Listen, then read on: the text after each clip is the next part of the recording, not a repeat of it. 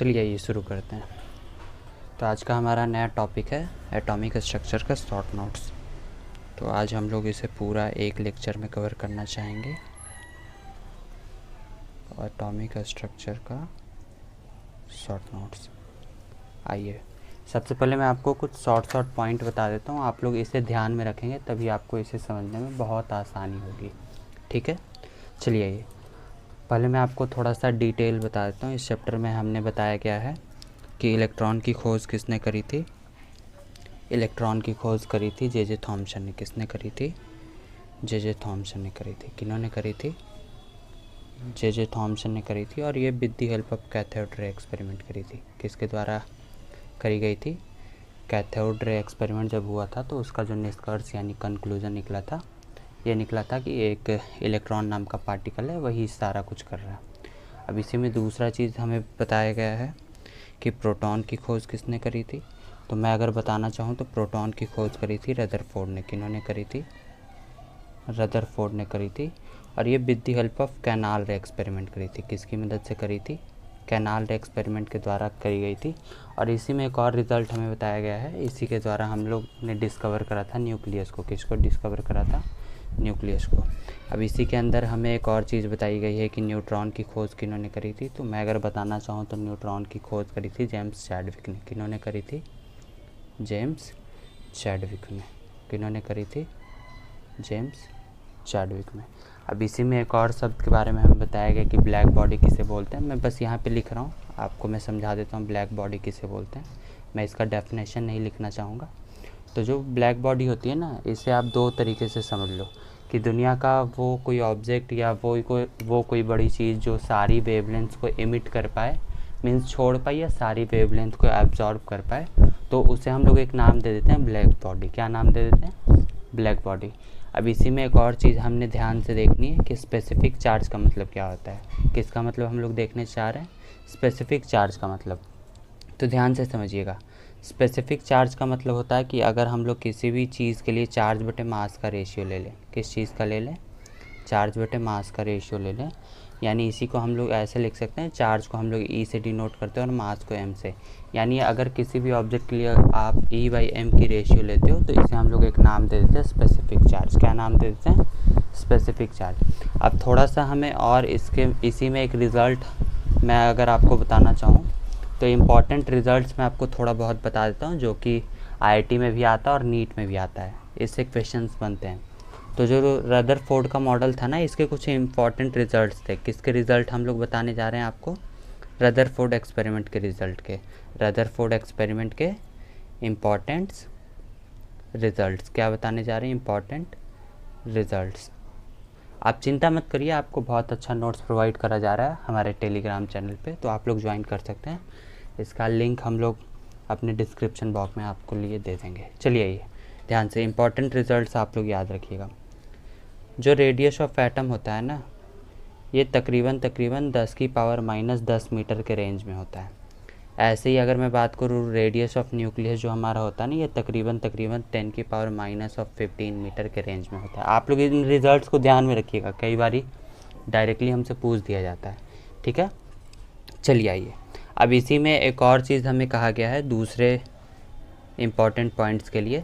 दूसरा important points हमें बताया गया है कि दुनिया में जितने भी एलिमेंट्स हैं ना, दुनिया में जितने भी इनका जो न्यूक्लियर डेंसिटी होता है ना, क्या जो न्यूक्लियर डेंसिटी होता है ना, ये सेम होता है सारे एलिमेंट्स के लिए। किसके लिए सेम होता है? सारे एलिमेंट्स के लिए। किसके लिए सेम होता है? सारे एलिमेंट्स के लिए। ये हमें बताया गया था रदरफोर्ड के रिज़ल्ट्स में। मीन्स रदरफोर्ड ने जो एक्सपेरिमेंट करा था ना, उनके रिज़ल्ट्स में हमें बताया गया था। रदरफोर्ड ने कौन सा एक्सपेरिमेंट करा था? कैनाल रे एक्सपेरिमेंट करा था। ठीक है, चलिए अब इसी में हमसे आगे बताया जा रहा है तीसरे रिज़ल्ट के बारे में। तीसरा जो इसका पॉइंट है, ध्यान से देखिए।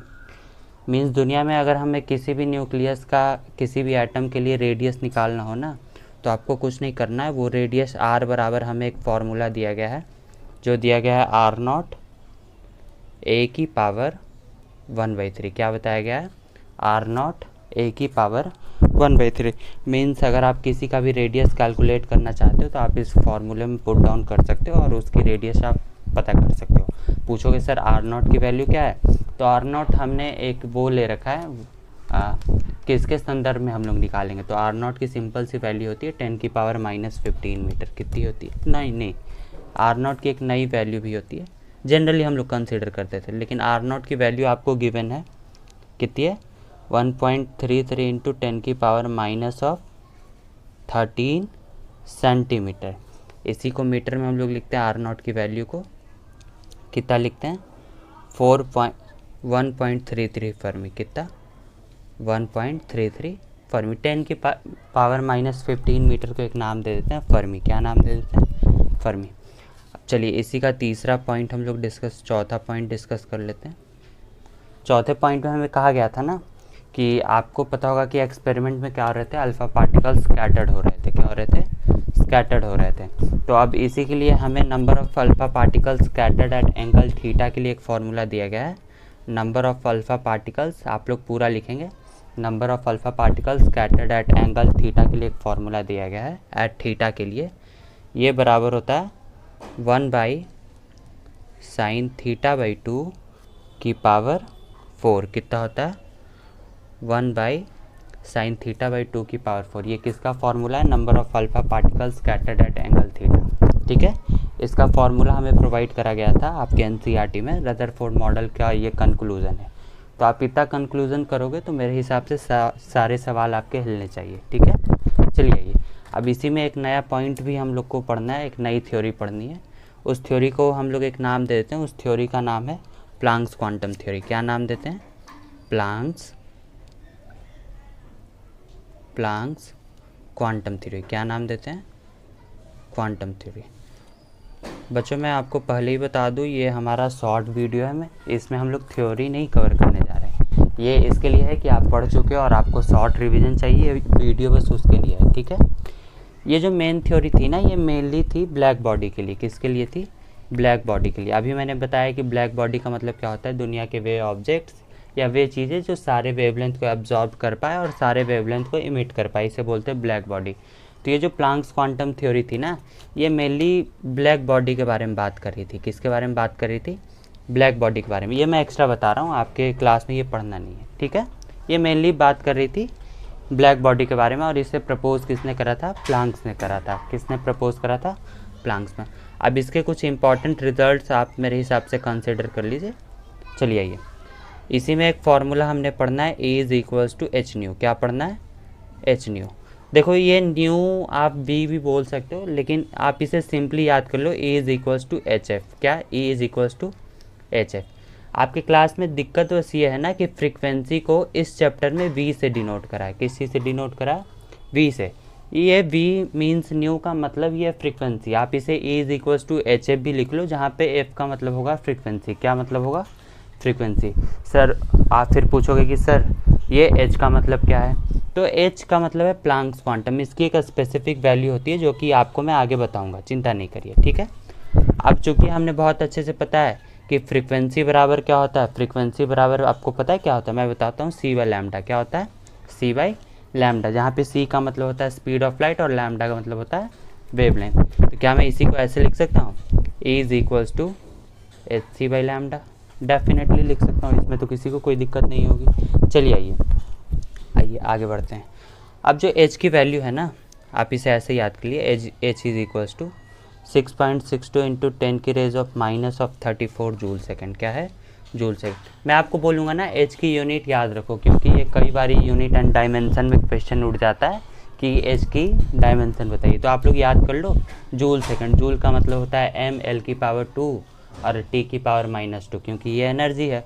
और टाइम के लिए फिर t लगा देना, यानी h का जो डायमेंशनल फार्मूला हो जाएगा, आप गेस करके बताओ। मैंने आपको जूल का बताया और सेकंड का t⁻1 हो जाएगा, तो आप लोग गेस करके बताओ मुझे। ठीक है, कमेंट बॉक्स में। चलिए आगे बढ़ते हैं। इसी के कुछ और इंपॉर्टेंट रिजल्ट्स मैं आपको बताता हूँ। आपको पता है 1 इलेक्ट्रॉन वोल्ट की वैल्यू कितनी होती है? चलो मैं बता देता हूँ। 1 electron volt = 1.6 into 10⁻⁻19 joule. Joule वही एनर्जी। चलिए आइए, अब इसी के लिए एक शॉर्ट फार्मूला मैं आपको बता देता हूँ। जब भी एनर्जी आपको इलेक्ट्रॉन वोल्ट में निकालनी हो, किस चीज़ में निकालनी हो? इलेक्ट्रॉन वोल्ट में। तो आप लोग एक सिंपल सा फार्मूला यूज़ करेंगे, ज़्यादा कुछ नहीं, ये वाला फार्मूला यूज़ करेंगे, 1240/λ लैम्डा इन नैनोमीटर, क्या लैम्डा इन नैनोमीटर। आप लोग ये सारी वैल्यू, एच की वैल्यू रखो, सी की वैल्यू रखो, फिर लैम्डा रखो, आप लोग ये नहीं करेंगे क्योंकि एच कांस्टेंट है, सी भी कांस्टेंट है, तो इनकी कलेक्टिवली वैल्यू हमने निकाल ली 1240 बटे लैम्डा इन नैनोमीटर रख देंगे तो हमें एनर्जी की सिंपल सी वैल्यू मिल जाएगी जो कि आएगी इलेक्ट्रॉन वोल्ट में। किस चीज़ में आएगी? इलेक्ट्रॉन वोल्ट में। अब इसी का एक ग्राफ मैं आपको बताता हूँ। ग्राफ पहले हम लोग डिस्कस कर लेते हैं बोहर मॉडल के बारे में, ग्राफ पे आएंगे हम लोग, ठीक है। चलिए आइए, आई होप सो आपको समझ में आ रहा होगा। चलिए इसी में एक नया टॉपिक हम लोग पढ़ेंगे बोहर मॉडल के बारे में। किसके बारे में? बोहर मॉडल के बारे में। किसके बारे में पढ़ेंगे? बोहर मॉडल के बारे में।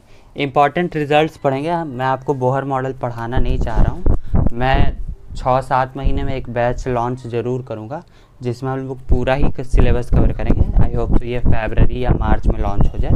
अभी तो हम लोग शॉर्ट नोट्स को ही कवर कर रहे हैं। चलिए आइए समझते हैं बोहर मॉडल के बारे में। देखो बोहर मॉडल के आप इम्पॉर्टेंट रिजल्ट्स बस याद रखिए बहुत अच्छे से, ठीक है। देखो आपने फिजिक्स में भी पढ़ा होगा, बहुत अच्छे से पढ़ा होगा कि एक शब्द होता है एंगुलर मोमेंटम, जो लीनियर मोमेंटम होता है ना उसका भाई समझ लो, ठीक है, जो रोटेशनल मोशन में काम आता है। एंगुलर मोमेंटम का आपने फॉर्मूला पढ़ा होगा MVR, जहाँ पे मास, वेलोसिटी एंड रेडियस मतलब होता है। MVR का मतलब होता है मास, वेलोसिटी एंड रेडियस। ध्यान से समझिए, इसके बराबर हम लोग सिंपल सा फॉर्मूला आपको इसके रिजल्ट्स में बताया गया था। MVR is equals to the NH upon का 2 पाई। क्या बताया गया था? NH अपॉन का 2 पाई, जहाँ पे N होता है नंबर और H होता है प्लांक्स कांस्टेंट और 2 पाई तो आप लोग बहुत अच्छे से जानते हो। अब इसके इंपॉर्टेंट रिजल्ट्स के बारे में आप लोग ध्यान से देख लीजिए। बोहर मॉडल जब आया था तो इन्होंने एक हाइड्रोजन लाइक एटम के लिए रेडियस निकालने का भी फॉर्मूला दिया था। ये फॉर्मूला था n² a² divided by 4 pi square MKZE²। आप लोग इसे याद नहीं करोगे, ये IIT वाले के लिए इम्पोर्टेंट है, सबके लिए नहीं है। नीट वाले बच्चे ये वाले याद करेंगे। कोई भी रेडियस किसी भी ऑर्बिट का निकालना हो हाइड्रोजन लाइक एटम के लिए तो R की वैल्यू आप लोग सिंपली याद करिए 0.529 n² बटे Z एंगस्ट्रॉम में आएगा। किस चीज़ में आएगा? एंगस्ट्रॉम में। पूछोगे सर ये n क्या है, तो ये नंबर ऑफ ऑर्बिट्स है, मीन्स आप कौन से ऑर्बिट के लिए निकालना चाहते हो। और z क्या है? z है एटॉमिक नंबर। क्या है? z एटॉमिक नंबर है। अब वैसे ही बोहर मॉडल में हमें वेलोसिटी का भी फार्मूला मिला था, तो वेलोसिटी का फार्मूला हमारे लिए आया था 2 पाई KZE² अपॉन का NH। क्या आया था? 2 पाई KZE² बटे NH आया था, ठीक है। चलिए ये IIT वालों के लिए इम्पोर्टेंट है। चलिए आइए, नीट वाले बच्चे ये वाला याद करेंगे। Velocity is equals to 2.18 into 10⁻6 Z/n metre पर सेकेंड। क्या याद करेंगे? Z/n मीटर पर सेकेंड। ये इम्पॉर्टेंट है, इससे सवाल आते हैं। शायद इस बार भी नीट एग्जामिनेशन में इससे सवाल आया था, आई होप सो। चलिए आइए, ठीक है, आगे बढ़ते हैं। ऐसे ही हमें टोटल एनर्जी के लिए भी फार्मूला दिया गया बोहर मॉडल के द्वारा हाइड्रोजन लाइक एटम के लिए। ये फार्मूला आया था -13.6 Z² बटे n² EV पर एटम। क्या आया था? EV पर एटम। चलिए आइए, अब इसी में जब आप आगे पढ़ोगे तो NCERT में इसके लिए ग्राफ भी गिवन है। क्या गिवन है? ग्राफ भी गिवन है। चलिए आइए थोड़ा सा मैं आपको ग्राफ भी दिखा दूँ ध्यान से। सबसे पहला जो ग्राफ हमें गिवन है, अब हम लोग ग्राफ को देखने जा रहे हैं। सबसे पहला ग्राफ हमें गिवन है radius of nth atom versus n का। किसका गिवन है? Radius of nth orbit, sorry radius of nth orbit versus nth orbit का। चलिए आइए, तो इसका जो ग्राफ होता है ये करीबन ऐसा होता है। मान लो इस साइड y एक्सिस पे हम लोग डालेंगे रेडियस ऑफ nth ऑर्बिट और n, तो ये जो ग्राफ होता है ये करीबन ऐसा होता है। कैसा? ऐसा। चलिए आइए, दूसरा हम लोग देखेंगे radius of nth orbit versus n² का, वर्सेज n² का। तो ये जो ग्राफ होता है ना ये करीबन radius of nth orbit versus n², ये स्ट्रेट लाइन होता है। y is equals to the mx plus c को ये फॉलो करता है। तीसरा हम लोग देखेंगे radius of nth orbit versus z का। ये जो ग्राफ होता है ना ये तकरीबन ऐसे जाएगा। कैसे? ऐसे, क्योंकि रेसिप्रोकल है ये, चलिए अब इसी को 1/z हम लोग करेंगे तो ये ऐसे आ जाएगा। एक 1/z का भी देख लो, radius of nth orbit versus 1/z, तो ये वाला ग्राफ ऐसे जाएगा। कैसे? ऐसे जाएगा। ध्यान से ग्राफ देख लो, ग्राफ इम्पॉर्टेंट है। अभी आपको लग रहा होगा सर क्या बता रहे हैं, इम्पॉर्टेंट है ये ग्राफ, ठीक है। चलिए आइए इसी में आगे बढ़ते हैं, ठीक है।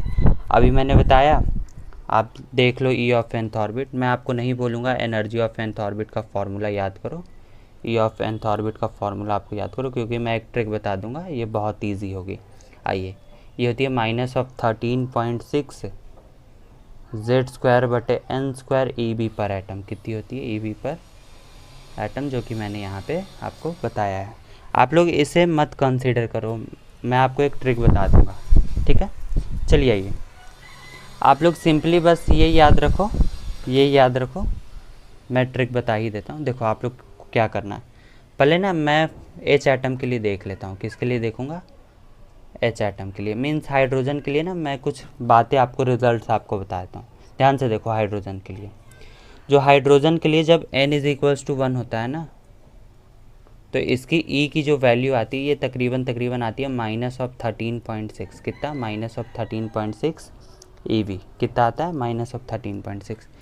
यही जब n = 2 होता है ना, कितना? n = 2, तो इसकी जो वैल्यू हमें तकरीबन मिलती है, ये मिलती है -3.4। मैं माइनस नहीं लिख रहा हूँ, आप लोग समझिएगा। जब n = 3 होता है ना, तो जो E की वैल्यू हमें मिलती है करीबन -1.51 eV मिलती है। जब n = 4 होता है तो E की जो वैल्यू हमें मिलती है -0.85। कितनी मिलती है? -0.85। ध्यान से समझो, आपको दुनिया में किसी भी एटम के लिए मैं अगर पूछ दूँ, हाइड्रोजन लाइक एटम के लिए कि आप लोग क्या करो, मुझे उसकी एनर्जी निकाल के दिखाओ, तो आप लोग सिंपली करना, इस फॉर्मूले में डालना और कुछ नहीं करना। ये सारी एनर्जी लिख लेना और उसको बटे n² का मतलब होगा ना, n² का मतलब होगा नंबर ऑफ ऑर्बिट। तो आप लोगों ने नंबर ऑफ ऑर्बिट की वैल्यू पता कर ली, मल्टीप्लाइड बाई z² कर देना। मीन्स कुछ भी नहीं करना, E for energy for any orbit. तो आप लोग ये वाली वैल्यू पता करना। मान लो सेकंड ऑर्बिट का पूछे तो आप लोग करोगे energy of second orbit of hydrogen multiplied by z²। Means उस जो एटम के बारे में पूछ रहा है, जो हाइड्रोजन लाइक एटम है, उसका z² कर दो और एनर्जी की वैल्यू निकाल लो उस ऑर्बिट के लिए, उस एटम का, ठीक है। चलिए आते हैं, आगे बढ़ते हैं। अब इसी में कुछ डेफिनेशंस आपको पढ़ने हैं, मैं आपको ऐसे ही बता देता हूँ, बाकी मैं जो शॉर्ट नोट्स प्रोवाइड करूँगा उसमें लिखे हुए होंगे। सबसे पहला आपको डेफिनेशन पढ़ना है ग्राउंड स्टेट के बारे में। तो ग्राउंड स्टेट को आप सिंपली समझ लो, ग्राउंड स्टेट का मतलब होता है state of minimum energy. Means वैसी ऑर्बिट जिसके पास सबसे मिनिमम एनर्जी होती है, जो कि यहाँ पे हमें दिख रहा है n = 1 के पास है। मीन्स जो फर्स्ट ऑर्बिट होती है उसे हम लोग नाम दे देते हैं ग्राउंड स्टेट। क्या नाम दे देते हैं? Ground state. अब इसी में दूसरा नाम हमें दे रखा है, दूसरी डेफिनेशन हमें दे रखी है एक्साइटेड स्टेट के बारे में। किसके बारे में दे रखी है? एक्साइटेड स्टेट के बारे में। तो आप लोग सिंपली एक बात याद रख लो कि जो भी ग्राउंड स्टेट के ऊपर होगा ना, उसे बोल देंगे एक्साइटेड स्टेट। क्या बोल देंगे? Excited state. अब ना मेरी एक बात याद रख लो, तो मैं अगर पूछूं कि हाइड्रोजन के लिए ग्राउंड स्टेट कौन सा होगा, तो आप लोग बोलोगे सर जो फर्स्ट ऑर्बिट होगी ना, जो सबसे अंदर वाली ऑर्बिट होगी, वो होगी ग्राउंड स्टेट। क्या होगी? Ground state. लेकिन मैं अगर पूछूं कि हाइड्रोजन के लिए सबसे पहला एक्साइटेड स्टेट कौन सा होगा, तो वो n = 2 होगा। आप इसमें कभी कंफ्यूज नहीं होगे। तो मैं यहाँ पे सिंपली आपको लिख सकता हूँ ना, किसी भी nth ऑर्बिट के लिए जो ग्राउंड स्टेट होगी ना, वो n-1 होगी। कौन सी होगी? n-1 एक्साइटेड स्टेट होगी, ठीक है। इसे याद रखना, इसमें कंफ्यूज हो तो गए, ठीक है। आइए, इसी में एक और डेफिनेशन हमें आपके बुक में दिख रही है, जो है आयोनाइजेशन एनर्जी के बारे में। किसके बारे में? आयोनाइजेशन एनर्जी के बारे में। तो मैं शॉर्ट में डिस्कस कर देता हूँ, आप लोगों ने पढ़ रखा होगा। आयोनाइजेशन एनर्जी का मतलब होता है energy required to send the electron to the infinity from ground state. Means n = 1 से ना, अगर आप किसी भी इलेक्ट्रॉन को इन्फिनिटी पे भेजते हो, मीन्स उसे रिलीज़ करवा देते हो, तो उस एनर्जी को जो नीड होती है ना, उसे हम लोग सिंपल एक नाम दे देते हैं आयोनाइजेशन एनर्जी। क्या नाम दे देते हैं? Ionisation energy. इसी में एक और डेफिनेशन मुझे दिख रहा है सेपरेशन एनर्जी के बारे में। किसके बारे में दिख रहा है? सेपरेशन एनर्जी के बारे में। तो आप इसके लिए सिंपली एक बात याद कर लो, energy required to send the electron from the excited state to infinity. Means देखो, जब भी ग्राउंड स्टेट से एनर्जी भेजेंगे ना तो उसको हम लोग नाम दे देंगे आयोनाइजेशन एनर्जी, लेकिन जब एक्साइटेड स्टेट से भेजेंगे ना इन्फिनिटी को तो उसे एक और नाम दे देते हैं सेपरेशन एनर्जी। क्या नाम देते हैं? Separation energy. कंफ्यूज नहीं होइएगा, ठीक है। चलिए अब इसी में एक और नाम हमें पढ़ना है एक्साइटेशन एनर्जी के बारे में, तो आप लोग इसको सिंपली याद कर ले, energy required to send the electron from the ground state to the excited state. Means ground state से एक्साइटेड स्टेट में भेजने के लिए जो एनर्जी रिक्वायर्ड होती है ना उसे बोलते हैं एक्साइटेड एनर्जी। क्या बोलते हैं? Excitation energy. आप सिंपली समझ लो कि n is equals to the 1 से n is equals to the 2 के लिए भेजने के लिए जो भी एनर्जी रिक्वायर्ड होगी उसे एक नाम दे देंगे एक्साइटेशन एनर्जी, ठीक है। आप लोग इतने रिजल्ट्स याद कर लो, इससे बाहर सवाल कभी भी बोहर मॉडल से तो नहीं जाएगा। I am pretty sure about that, ठीक है।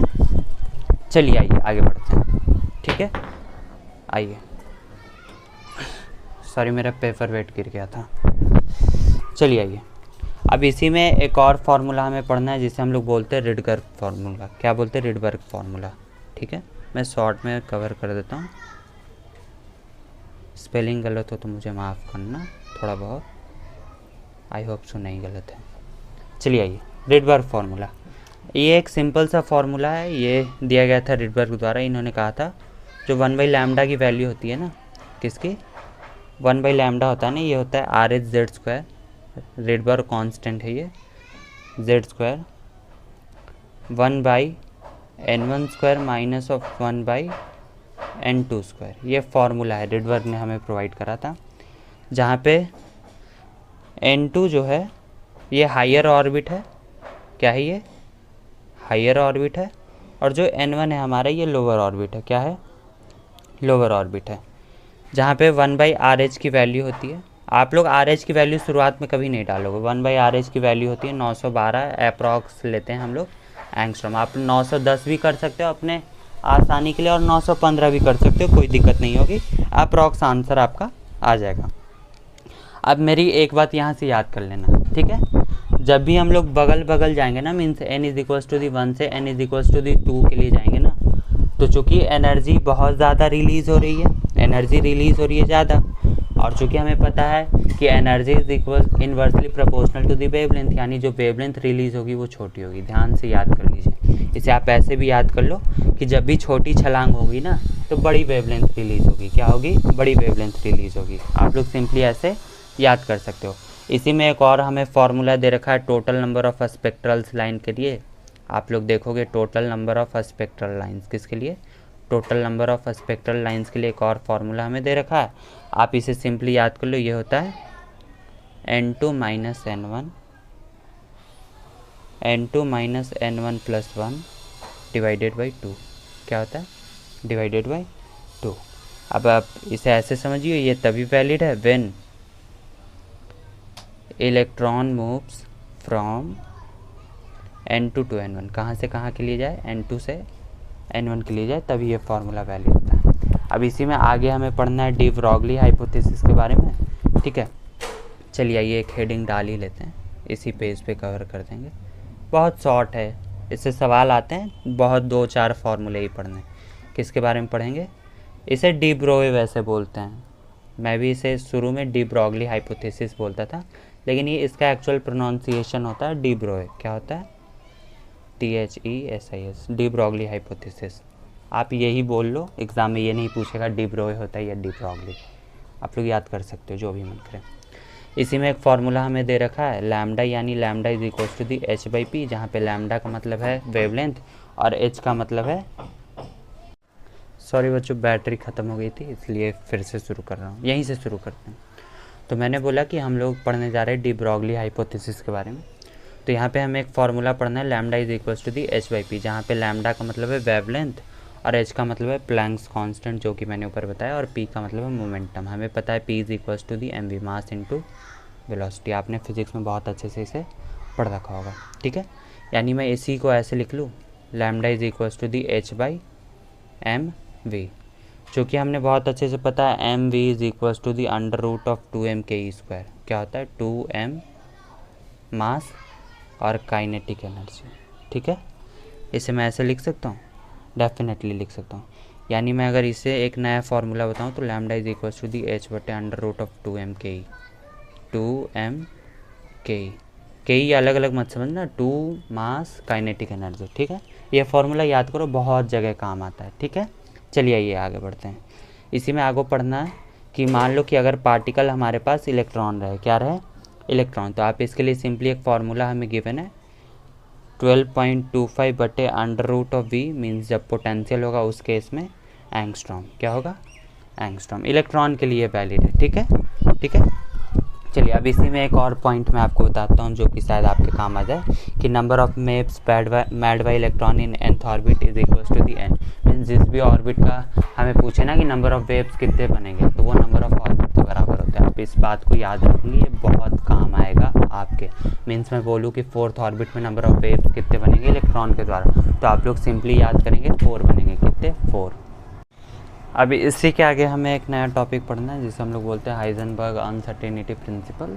तो ये बहुत शॉर्ट सा आपको पढ़ना है, मैं शॉर्ट में इसे बता देता हूँ आपको। इसी में हम लोग को आगे पढ़ना है हाइजेनबर्ग अनसर्टेनिटी प्रिंसिपल, ठीक है। मैं पूरा हेडिंग नहीं लिख रहा हूँ, आप लोग समझ सकते हो, चूँकि ये शॉर्ट नोट्स है, शॉर्ट वीडियो है, तो आप लोग समझने का ट्राई करें। इसमें हमें सिंपली बोला गया delta x dot delta P is greater than और इक्वल्स टू दी h बटे 4 पाई। थोड़ी बैकग्राउंड से नॉइज़ चली जाए तो मुझे माफ़ करना, ये मेरे हाथ में नहीं है, चूँकि अभी दिन का समय है तो नॉइज़ तो जा सकती है। मैं अगर यही वीडियो रात के 3-4 बजे करता तो शायद ये नॉइज़ जा सकती थी। मैं ट्राई करूँगा कि रात में रिकॉर्ड कर दूँ आपके लिए। इसी में आगे हमें पढ़ना है delta x dot delta we it is greater than और इक्वल्स टू दी h बटे 4 पाई m। क्या पढ़ना है, h बटे 4 पाई m, जहाँ पे m का मतलब है मास और h का मतलब है प्लांक्स कांस्टेंट। क्या नाम है, प्लांक्स कांस्टेंट। अब मेनली आपको जो फॉर्मूले वाला पार्ट है ना, इतना ही पढ़ना है जितना मैंने आपको बताया, इससे बाहर जनरली सवाल नहीं जाते हैं। और बाकी अगर आपको तकरीबन 95% 100% चाहिए श्योरिटी, तो आपको खुद से एनसीईआरटी पढ़नी पड़ेगी। मैं जितने शॉर्ट्स में कवर कर सकता था तो मैंने कवर करने का ट्राई करा, ठीक है। इसी के आगे हमें एक और पढ़ना है, एक और मॉडल पढ़ना है जिसे हम लोग बोलते हैं क्वांटम मैकेनिकल मॉडल या वेव मैकेनिकल मॉडल। सिंपली समझो, वेव मैकेनिकल मॉडल। कौन सा, वेव मैकेनिकल मॉडल, ठीक है।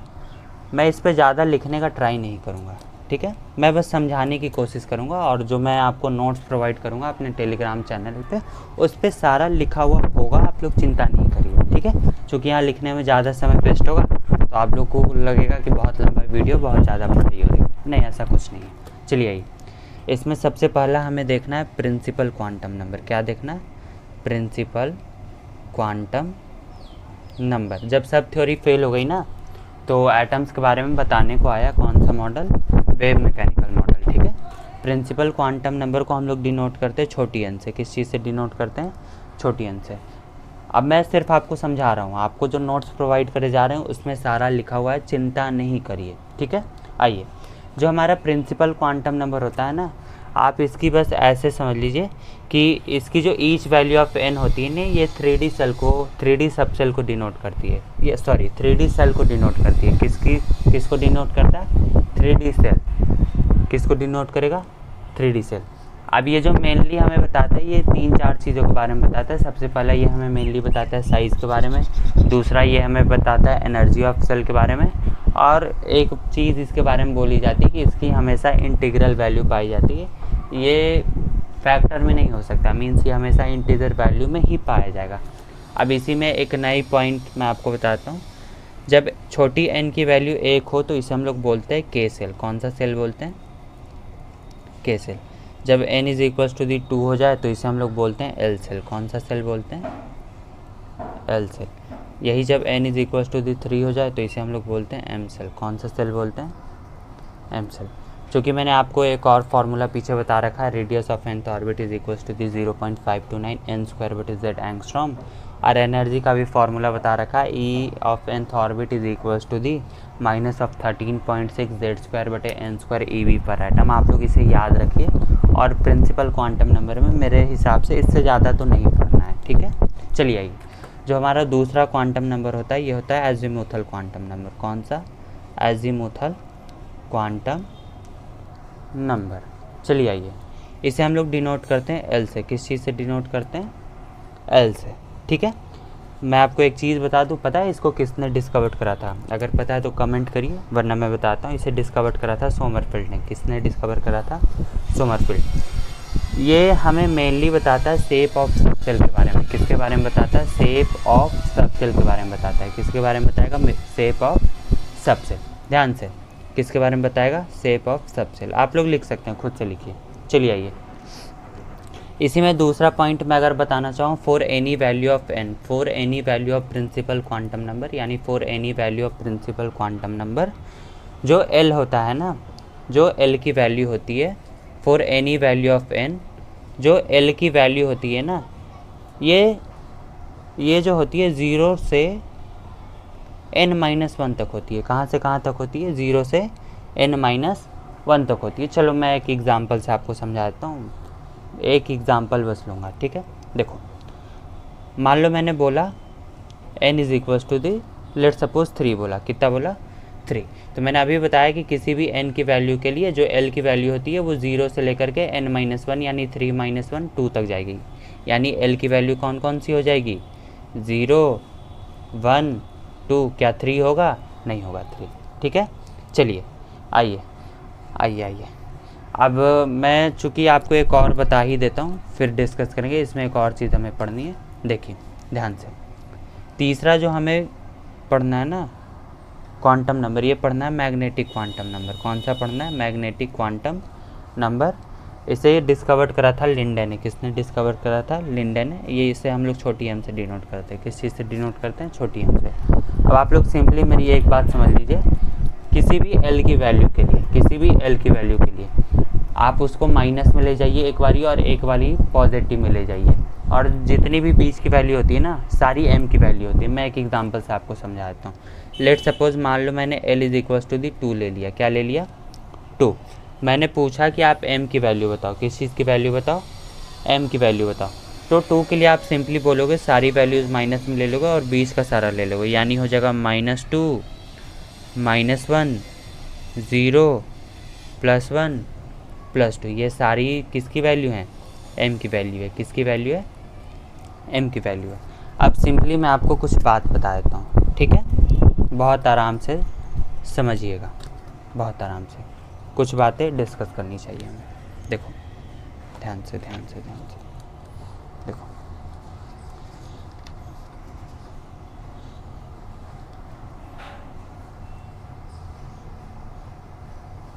एक, हाँ जी बच्चों, तो मैं आपको बताना चाहूँ कि जब भी हमारे पास जो m की वैल्यू हो ये 0 हो, क्या हो? 0 हो, तो जो हमारा सबसेल होता है ना, ये एस सबसेल होता है। इसे हम लोग पूरे नाम में आप लोग बोल सकते हो साफ सबसेल होता है। कैसा सबसेल? साफ सबसेल। जब ये n की वैल्यू 1 या -1 हो ना, तो ये जो सबसेल होता है ये p सबसेल होता है। इसे हम लोग प्रिंसिपल सबसेल भी बोलते हैं। कौन सा सबसेल? Principal subshell. जब भी वैल्यू 2 हो ना, क्या हो? 2 हो, m की वैल्यू क्या हो? 2 हो, तो आप लोग सिंपली बोल सकते हो एस पी, ये डी सबसेल होता है। कौन सा सबसेल होता है? डी। और जब भी वैल्यू 3 हो तो आप लोग सिंपली समझिएगा ये एफ सबसेल है। कौन सा सबसेल? एफ। अब डी से क्या है और एफ से क्या है ये आप खोज कर बताइए। खोज लिया? चलो मैं बताता हूँ। डी का मतलब है डिफ्यूज्ड और एफ का मतलब है फंडामेंटल सबसेल। ठीक है, चलिए आइए। अभी मैंने बोला कि n is equal to the 3 के लिए जो l की वैल्यू होगी वो 0 1 और 2 होगी। कौन कौन सी होगी? 0 1 और 2 होगी। आप बस मेरा एक छोटा सा काम करिए, आप इसके लिए ज़रा m की वैल्यू लिखिए और कौन कौन सी सबसेल है ये भी लिखकर मुझे दिखाने का ट्राई करो, ठीक है? अब इसी में एक फैक्ट बता देता हूँ, ध्यान से।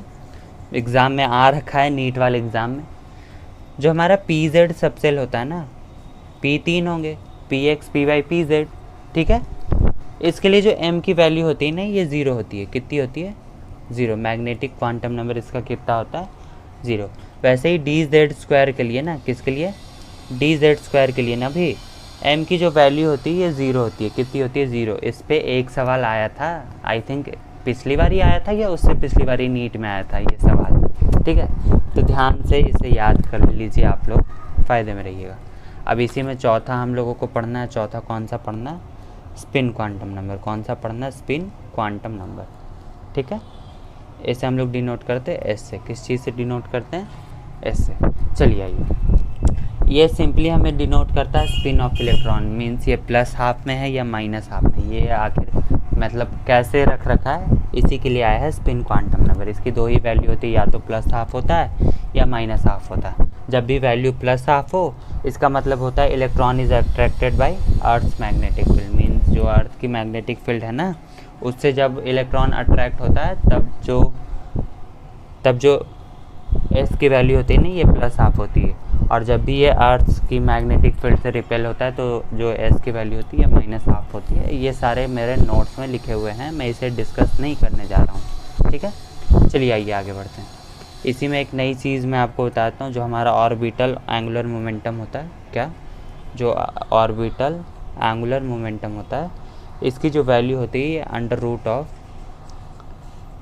L इंटू L+1 h/2π होता है। इसे याद करिए, ये भी शायद आ रखा है एग्ज़ाम में, आ रखा है किसी न किसी एग्ज़ाम में आ रखा है। अगर मेरे बैकग्राउंड से थोड़ी नॉइज़ आए तो आई एम सो सॉरी। चलिए, इसी में एक और चीज़ हमें पढ़नी है, स्पिन एंगुलर मोमेंटम। क्या पढ़ना है? Spin angular momentum. इसकी जो वैल्यू होती है under root of S into S+1 h/2π होता है। अंडर रूट में ही है सारा, नहीं सॉरी अंडर रूट में नहीं है, ठीक है, ये वैल्यू होती है। अब इसी में 2-4 पॉइंट्स आपके और है, मैं वो बस शॉर्ट में डिस्कस कर देता हूँ, बहुत शॉर्ट में मेरे नोट्स में लिखे हुए हैं, तो आप लोग इसे ध्यान में रखिएगा, अपने नज़र में रखिएगा। सबसे पहला, इसी चैप्टर में हमें एक रूल दे रखा है, अफगाव रूल। कौन सा दे रखा है? अफगाव प्रिंसिपल भी बोलते हैं या इसे अफगाव रूल भी बोलते हैं। आप लोग सिंपली इसे ऐसे याद कर सकते हैं, electron fill in subshell in order of increasing energy. Means आपको भी बहुत अच्छे से पता है, जब भी इलेक्ट्रॉन अपने घर में जाएंगे, अपने सबसेल में जाएंगे, तो ये इंक्रीजिंग ऑर्डर ऑफ एनर्जी में जाएंगे। मीन्स सबसे पहले लोअर एनर्जी भरी जाएगी और फिर हायर एनर्जी में भरी जाएगी। एनर्जी का जो ऑर्डर होता है वो होता है सबसे कम S, फिर B, फिर D, फिर F, ठीक है। चलिए, इसी में दूसरा रूल हमें पढ़ना है, हुंड्स रूल। क्या पढ़ना है? Hund's rule. हुंड्स रूल के मैं आपको मेनली 2 पॉइंट बता देता हूँ। सबसे पहला जो आपका पॉइंट है, यह है pairing of electron takes place when all orbital is filled with 1 electron. Means किसी भी ऑर्बिट में दूसरा इलेक्ट्रॉन तभी रखा जाएगा जब कभी सारे ऑर्बिट्स में कम से कम 1 इलेक्ट्रॉन ऑलरेडी भर रखे हो।